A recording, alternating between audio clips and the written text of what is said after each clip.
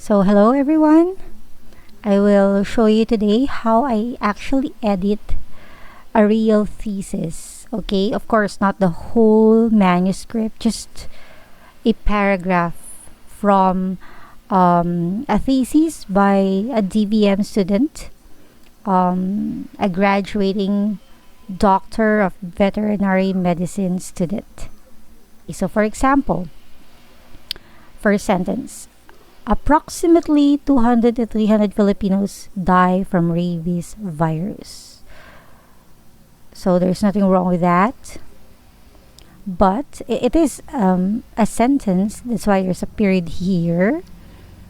But it is actually a paraphrase from an article by someone, a writer, whose surname is Manalo. And the article was published in 2014. So this is actually a sentence that is considered a paraphrase from an original source. Therefore, the period must be put after the source. After the source, you have the period, and in between the surname of the writer and the year when he wrote the article, there must be a comma. Okay, you call this APA format of in-text citation. So the first sentence is already correct. For the second sentence, it says here, 90% of rabies is from infected dogs and cats. Okay, up to that part only. Up to this part. So usually we don't start with a number. So 90 is actually a number. We don't begin a sentence with that. It's not really right. So what we can do, we have to make 90% like this, in words, and then enclose the number inside parentheses like that. So 90% of rabies is, maybe you can change this with S. 90% is considered not plural but actually singular. Okay, from infected dogs and cats. Some of the city officials are at work on the rabies program of the local government units. So maybe we can simplify that. We can transfer local government here. We have to make L lowercase and G lowercase too, because they are not proper nouns. Some local government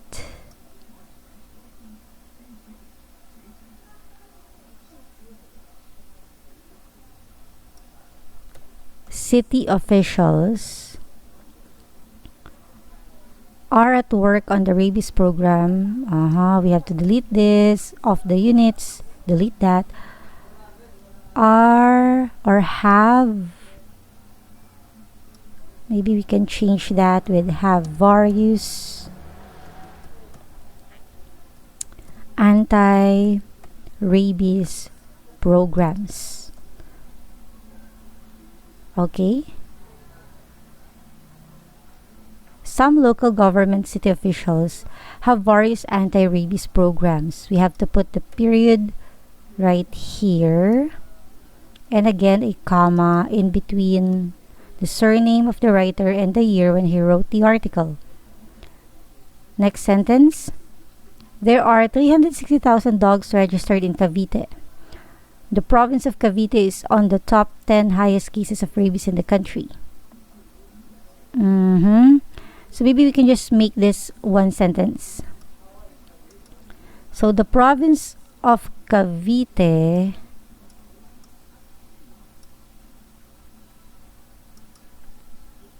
where 360,000 dogs are registered. You have to delete this, by the way. Okay. So the province of Cavite, where 360,000 dogs are registered, is on the top 10. Okay. Okay, maybe we have to put a place here. Is on the top 10 provinces. Is on the top 10 provinces with the highest cases of rabies. Is on the top 10 provinces. Is one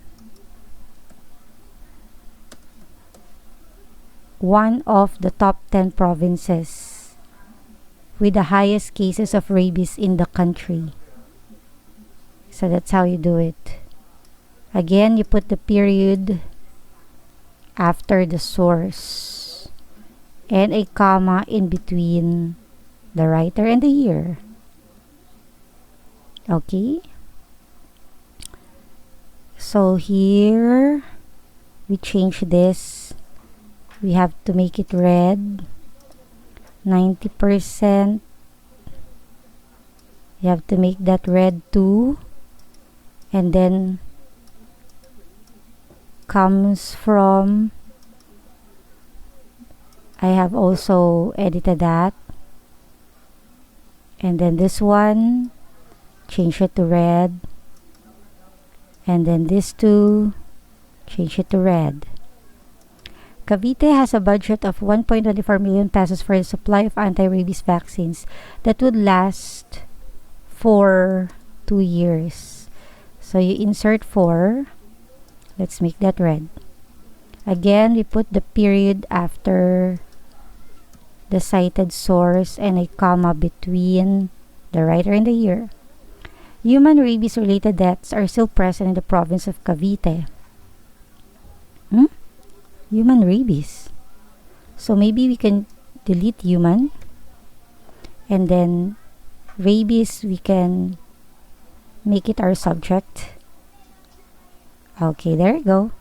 And then you put the period after the source and a comma in between the source and the year. So let's make them red again, like that. And then this one too.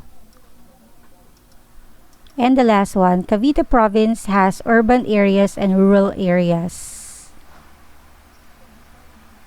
Has urban and rural areas. Let's make it just one sentence. But the urbanized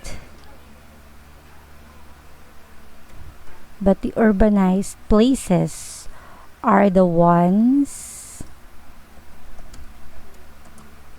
more congested and have more dogs.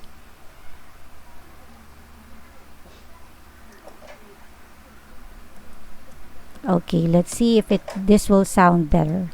Cavite province has urban and rural areas, but the urbanized places are the ones more congested and that have more dogs. And are the ones